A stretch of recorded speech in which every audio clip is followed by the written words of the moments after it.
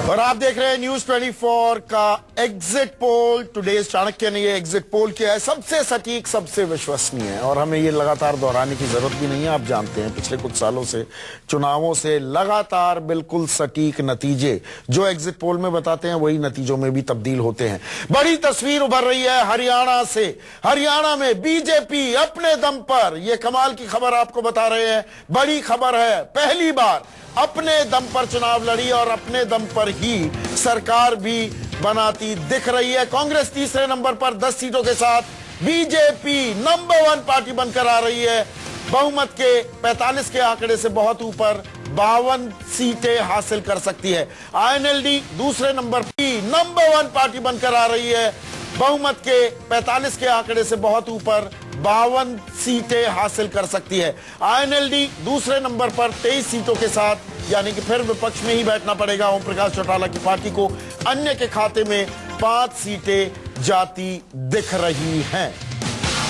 तो फिर से तस्वीर देख लीजिए, बीजेपी सबसे ऊपर 52 सीटें, कांग्रेस तीसरे नंबर पर 10 सीटें, आईएनएलडी दूसरे नंबर पर 23 सीटें और अन्य के खाते में 5 सीटें जाती दिख रही हैं। जबकि अगर हम वोट प्रतिशत बताएं ताकि आप बेहतर समझ सकें कि यह तस्वीर ऐसी क्यों उभरी है, कांग्रेस के खाते में 23% वोट जाती दिख रही है। पिछली दफा 35% वोट पड़े थे तो लगभग 12% वोटों का नुकसान। बीजेपी 32%, पिछली दफा 9% वोट पड़े थे तो यहां इजाफा कितना हो गया, 23% वोटों का इजाफा। जबकि ओम प्रकाश चौटाला जस का तस है, उनका 26 के इर्द गिर्द। पिछली दफा भी वोट बैंक मिला था, वोट प्रतिशत मिला था, इस बार भी कुछ वैसा ही। अब एक और तस्वीर मैं आपको दिखाने जा रहा हूं, जातीय समीकरण। हम कितनी भी बातें कर लें, आइडियलिज्म की बातें कर लें कि भाई जात पात से थोड़ा ऊपर उठो, लेकिन राजनीति हमारी जात पात के इर्द गिर्द ही घूमती है। तो किस तबके ने किसे वोट दिया हरियाणा में, इसकी वानगी भी आपको देता हूं। और यहां पर आप पाएंगे कि ज्यादातर वर्गों में बीजेपी अव्वल पार्टी रही है, पार्टी नंबर 1 रही है। आप यहां पर देखेंगे कि बनिया ब्राह्मण्स में 59%, जाटों में 22%, जाट ज्यादा आईएनएलडी की ओर उनका रुझान दिखा है। जबकि अनुसूचित जाति 31%, पिछड़ा वर्ग 55%, पंजाबी सिख 49%, अन्य जाति 58% वोट बीजेपी को मिलते दिखाई दिए हैं।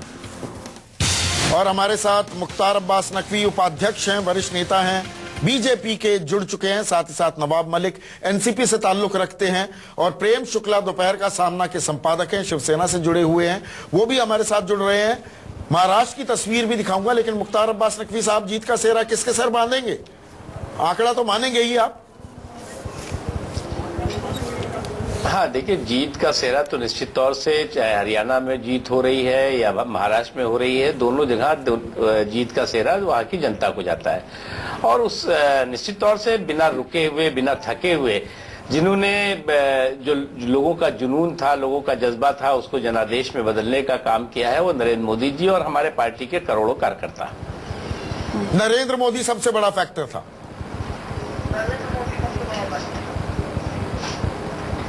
इस बात का हमें खुशी है। देखिए, बहुत वर्षों के बाद कोई ऐसा लीडर आया है जो सरकार का भी नेता है और पार्टी का भी नेता, तो इस बात तो हमें गर्व है। और अटल बिहारी वाजपेयी जी के समय में हम जब कैंपेन कर, जी नकवी साहब, आपका हरियाणा में चेहरा कौन है? जरा चेहरा भी बता दीजिए ना। लोग भाई नरेंद्र मोदी वहां तो जाके सरकार गठन करेंगे नहीं, तो जरा चेहरा भी बताइए, कौन है वहां पे चेहरा आपका?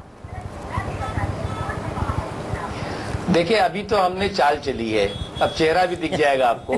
और एक बात बहुत साफ है कि जुगाड़ और जोड़ तोड़ की सरकार नहीं होगी, बल्कि स्पष्ट जनादेश की और साफ जनादेश की सरकार बनेगी। जुगाड़ और जोड़ तोड़ आपने शब्द इस्तेमाल किया, नकवी साहब रोकना चाहूंगा। जुगाड़ और जोड़ तोड़ जो आपने शब्द इस्तेमाल किया, वैसी सरकार नहीं बनाएंगे। पार्टी तो वही बनाई ना जुगाड़ और जोड़ तोड़ से। कहीं की ईंट कहीं का रोड़ा, बीजेपी ने कुनबा जोड़ा हरियाणा में। देखिए, ऐसा है कि भारतीय जनता पार्टी के टिकट पर सारे लोग लड़े हैं। हाँ। भारतीय जनता पार्टी के उम्मीदवार जीत रहे हैं। हाँ। और भारतीय जनता पार्टी सरकार बनाने जा रही है। इसलिए जो है वो जुगाड़ और जोड़ तोड़ की ना गुंजाइश रह गई है, ना जनता दे रही है। अरे बेचारे वीरेंद्र सिंह जी को भी थोड़ा सा क्रेडिट दे दीजिए नकवी साहब। आप उनको तोड़ के लेके गए, उनको भी थोड़ा क्रेडिट नहीं, दे हमारी दीजिए। पूरी लीडरशिप को, हमारे जो हरियाणा में तो एक लंबी श्रृंखला है और हमारे हजारों लाखों कार्यकर्ता जो कि जमीनों पर जिन्होंने जमीन पर काम किया है, कांग्रेस के कुशासन से हरियाणा को मुक्त कराने के लिए पूरी मजबूती से संघर्ष किया है और काम किया है, वो सबको क्रेडिट है। सबको क्रेडिट है। विनोद, मैं आपसे एक बात पूछना चाहूंगा। देखिए, अभी बीजेपी की तरफ से कोई नाम नहीं आने वाला है, हम कितनी बार भी ये सवाल पूछ लें, लेकिन जो आंकड़े तस्वीर दे रहे हैं हरियाणा की, वो ये कि नॉन जाट कंसोलिडेशन हुआ है वोट बैंक का, बीजेपी के पक्ष में हुआ है। ये एक नई राजनीति करने की कोशिश की गई है कि जाटों के इर्द गिर्द ही राजनीति क्यों हो। तो जब आप पुराने ढर्रे से अलग जा रहे हैं, क्या जाटों से जुदा कोई चेहरा भी प्रस्तुत करने की अब एक आइडियल अपॉर्चुनिटी आ गई है बीजेपी के सामने? आपको एक छोटा सा leave a thought with you sir. अगर आप नॉन जाट हरियाणा में दे रहे हैं तो वेस्ट यूपी में क्या मैसेज भेज रहे हैं? देखिए, ऑलरेडी वो जो पुराना जनता दल हुआ करता था, देवीलाल का समारोह मनाया जा रहा है, चरण सिंह का समारोह मनाया जा रहा है। जाटों की राजनीति उसको एक अलग करवट देने की कोशिश हो रही है। उसके परिप्रेक्ष्य में भारतीय जनता पार्टी अगर किसी नॉन जाट को देती है, उसका औचित्य बनता है अगर उनको ये वोट मिले हैं तो उसके दो इम्प्लीकेशंस होंगे। एक कि वहां की जो सरकार होगी उसके खिलाफ जाटों के द्वारा लामबंदी होगी हरियाणा के भीतर, और जो सटे हुए प्रदेश हैं जैसे कि वेस्टर्न यूपी है खासकर, वहां पर लामबंदी करने की कोशिश करेंगे भारतीय जनता पार्टी के विपक्षी, नेमली अजीत सिंह, भारतीय जनता पार्टी के विपक्षी नेमली जो और देवीलाल के परचम के नीचे बैठने वाले लोग थे, चरण सिंह के चरणों में बैठ के जिन्होंने राजनीति सीखी है। तो ये सब बातें उभरेंगी, लेकिन अगर आपके पास बहुमत है जी, तो आपके पास अधिकार है कि आप किसको अपना नेता चुनते हैं, इसमें दो राय नहीं हो सकती। बिल्कुल। हरियाणा की मैम तस्वीर अभी, क्योंकि महाराष्ट्र की भी थोड़ी सी बात कर लें, वहां के भी अब आंकड़े आपको दिखाने वाले हैं। वहां पर सत्ता का ऊंट किस करवट बैठेगा, ये तस्वीर कुछ ही देर में हम पेश करने वाले हैं। लेकिन जो बड़ी तस्वीर अभी तक उभर रही है नवाब मलिक साहब, वो ये कि सत्ता परिवर्तन के पक्ष में है 65% लोग महाराष्ट्र में, और 15 सालों से आपका गठबंधन था। तो क्या यहां पर क्लियर थम्स डाउन मिल रहा है कांग्रेस को भी और एनसीपी को भी? ऐसा है कि अब आपका एग्जिट है, ओपिनियन है। चुनाव के समय इतने ओपिनियन पोल आ रहे थे मतदाताओं को प्रभावित करने के लिए। एग्जिट पोल है, हम किसी के व्यवसाय को या किसी के तरीकों को हम नकारते नहीं। ठीक है, 19 तारीख के दिन जो भी नतीजा होगा जनता का मत है। अब तो एग्जिट पोल है नवाब मलिक साहब, ये ओपिनियन पोल नहीं चुना। बटन तो दब गए, बटन दब गए। अब तो आप कम से कम ईमानदारी से विश्लेषण कीजिए। लोगों में नाराजगी थी क्या आपकी सरकार को लेकर? नहीं, जब ऐसा है, लोगों को लगता है, मैं देखिए जहाँ मैं उम्मीदवार हूँ, मैं अपनी बात कर लूँ, वहाँ भारतीय जनता पार्टी का डिपॉजिट जब्त ना हो जाए तो अगले चैनल पे मैं कभी राजनीति छोड़ दूंगा। अब आप लोगों का भारतीय जनता पार्टी की हवा है तो हमारे सामने क्यों जमानत जब्त हो रही है उनकी? हाँ, नहीं, आपने काम किया है, आपने काम किया है। मुझे ध्यान है एक पोल भी कराया था, 35 विधायकों की रैंकिंग की थी, आपको 9वें नंबर पर रखा गया, वो मुझे मालूम है। तो आप अपनी ताल मत ठोकिए, अब पार्टी की भी तो थोड़ी ताल ठोकी है ना। एनसीपी को लगातार भ्रष्टाचारी पार्टी के तौर पर आपके विपक्षियों ने पेश किया। ये आरोप गढ़े क्या? ये आरोप आप पर चिपक गए, चस्पा गए क्या? नहीं, नहीं, आप लोगों ने चिपकाया, विपक्ष ने चिपकाया, ठीक है, लेकिन ये चुनाव नुकसान हुआ उसका, जनता से जुड़ाव और उसका क्रेडिबिलिटी जो है वो काम कर रही है। राष्ट्रवादी कांग्रेस पार्टी के उम्मीदवार जनता से जुड़े हुए हैं, उनकी क्रेडिबिलिटी है, वो नतीजे दिखेंगे आपको। नवाब मलिक साहब, ये बताइए कि आप ये तो मानेंगे कि 10 साल का जो आप लोगों का 15 साल का जो वहां पर एक साथ जो गठबंधन चला, वो गठबंधन मतलब उसके लिए लोगों में उबासी और उदासी आ गई है, एंटी इनकम्बेंसी जिसे कहा जा सकता है, इसको तो आप मान सकते हैं? जी नहीं, देखिए, आप लोगों की थियरी सरासर गलत है। 99 में सरकार बनी, 5 साल काम करने के बाद तब 2004 में लोगों ने दोबारा सरकार दी। 2004 में सरकार बनने के बाद काम किया तो 2009 में सरकार बनी। 15 साल से लगातार रिजेक्ट नहीं हो रहा है, 15 साल से लगातार जनता हमारा साथ दे रही है। 3 नतीजों को आप कैसे ना कर सकते हैं? ठीक है, अब चुनाव हुआ है, एंटी इनकम्बेंसी एक अलग तरह से तर्क है।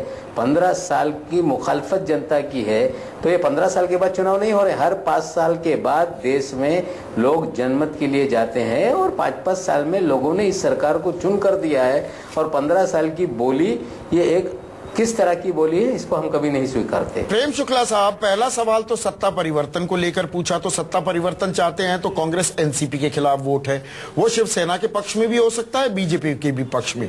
हमने जो दूसरा सवाल पूछा था, क्या मोदी मैजिक कायम है, बरकरार है, उसमें 63% महाराष्ट्र की जनता कह रही कि हाँ मोदी मैजिक कायम है। तो दरअसल जो ये आपने गठबंधन, ये अपना 25 साल पुराना रिश्ता तोड़ दिया, उसका नुकसान आपको हुआ, बीजेपी को फायदा हुआ, क्या ये कहना जल्दबाजी होगी? देखिए, गठबंधन जो है शिवसेना ने तोड़ दिया, ये आरोप ही हास्यास्पद है। नहीं, हम तो कह रहे हैं टूट गया। गठबंधन भारतीय जनता पार्टी ने अपने अच्छे दिन आते ही नहीं टूट गया। अब उसमें जिनके पास बहुत संसाधन संपन्न है, राष्ट्रीय दल है, वो महाराष्ट्र के हितों पर प्रहार करने की दृष्टि से गठबंधन को तोड़कर यदि उन्होंने महाराष्ट्र पर कब्जा करने का प्रयास किया तो उस पर एक जनादेश आना है। जो जनादेश आएगा उसको शिवसेना सर आंखों पे लेगी और महाराष्ट्र के हित में काम करेगी। प्रेम शुक्ला साहब, क्या आप मानेंगे, क्योंकि बटन दब चुके हैं, आपका एक लेख बड़ा चर्चा में रहा, बड़ा विवादों में रहा, आप पिताजी तक भी पहुंच गए, तलखी, तीखी, और मैं पूरी जिम्मेदारी से कह रहा हूं भद्दी भाषा का भी इस्तेमाल हुआ। क्या आप उस पर अफसोस जाहिर करेंगे? अब चुनावी प्रचार और चुनावी मतदान खत्म हो चुका है। नहीं, यदि बाप जो है भारतीय शब्दकोशों में कहीं से जो है अभद्र शब्द हो तो मुझे बेहद खेद है। और आदरणीय नरेंद्र मोदी जी के पिताजी के नाम पर दामोदर दास जी, उनके जो स्वर्गीय पिताजी हैं, उनको सिर्फ बाप कह देना यदि अपराध है तो ठाकरी भाषा, प्रबोधनकार ठाकरे का एक फ्रेज था फेमस, बाप दाखवा नहीं तेरे श्राद्ध करा। तो बाप तो बहुत साधारण सा और सम्मान में प्रयोग किए जाने वाला शब्द है, किसी का अपमान करने का इरादा नहीं है। उधर से जो अपमान हुआ, किसी ने चूहा कहा, मोदी जी के ये कहने के बावजूद कि शिवसेना के खिलाफ हम कोई टिप्पणी नहीं करेंगे। भारतीय जनता पार्टी के अध्यक्ष आदरणीय अमित शाह जी चूहा कह गए, देवेंद्र फडणवीस जी महाराष्ट्र के अध्यक्ष हैं, हफ्ताखोर कह गए। हफ्ताखोरी का कोई आरोप जो है शिवसेना पर है कि नहीं है, लेकिन अमित शाह जी पर तो इस तरह का आरोप गुजरात में चल रहा है। हम उनको निर्दोष मानते हैं, वो बेहद अच्छे व्यक्ति हैं, हमारे मित्र रहे हैं, किंतु हमारे दल के जो अन्य प्रेम शुक्ला जी, विनोद तावड़े जी के नेता हैं, प्रेम शुक्ला जी, आपका नाम ही प्रेम है, उन्होंने जो है आपका नाम प्रेम है, एक शब्द प्रयोग किया नपुंसक। प्रेम शुक्ला जी, आपका नाम ही प्रेम है। आप जानते, देखिए, बाल की खाल निकालेंगे, शब्दों का मायाजाल बुनेंगे, यदि कोई नाम ही प्रेम है तो प्रेम पूर्वक खेद है। अफसोस जाहिर कर दीजिए, लदा हुआ पेड़ ही झुकता है। अफसोस जाहिर करने में क्या है कि नहीं, मुझे ऐसी भाषा का इस्तेमाल नहीं करना चाहिए था। भैया नागार्जुन को याद कर लीजिए, इंदिरा जी का बाप पूछ लिया था आपातकाल में। मोदी काल में तो लोकतंत्र बहुत प्रबल हुआ है, आपके कृपया आप ऐसा तो न करें। आपसे कोई कहलवा तो नहीं रहा था, ये कहीं ऐसा तो नहीं, और बहुत प्रचार किया है, किंतु एक प्रश्न पर जो है आप जो है हम लोगों को कलंकित भाषा का तो कम से कम जो आरोप न लगाइए। नागार्जुन जी जो है प्रख्यात कवि, इंदिरा जी का बाप, उन्होंने आपातकाल में ये आशीर्वाद तो नहीं मिला हुआ था आपको कि भाई उद्धव ठाकरे बाद में आपके कमेंट्स को डिनाई कर देंगे, दरकिनार कर देंगे, लेकिन आपको आशीर्वाद प्राप्त था बड़े नेताओं का कि कहिए बाद में संभाल लेंगे। इस तरह का षड्यंत्र रचना हमारा मानस नहीं। देखिए संदीप, मैं बीच में बढ़ी दरअसल शिवसेना कैच 22 में वो ठीक से नरेंद्र मोदी पे हमला भी नहीं करना चाहती थी, लेकिन करना मजबूरी भी थी। अब कुल मिलाकर इस ऐसे में स्थिति ये बनी कि कल देर रात एक आर्टिकल छपता है और वो आर्टिकल इंटरव्यू करते हैं संजय राउत, जो खुद एमपी हैं, एग्जीक्यूटिव एडिटर हैं सामना के, वो इंटरव्यू करते हैं उद्धव ठाकरे का, और उसमें जिस शब्द का इस्तेमाल होता है वो चाय वाला होता है। लेकिन फिर समझ में आता है कि चाय वाले शब्द का इस्तेमाल एक बार मणिशंकर अय्यर ने किया था और वो बड़ा बूमरैंग कर गया था कांग्रेस पे।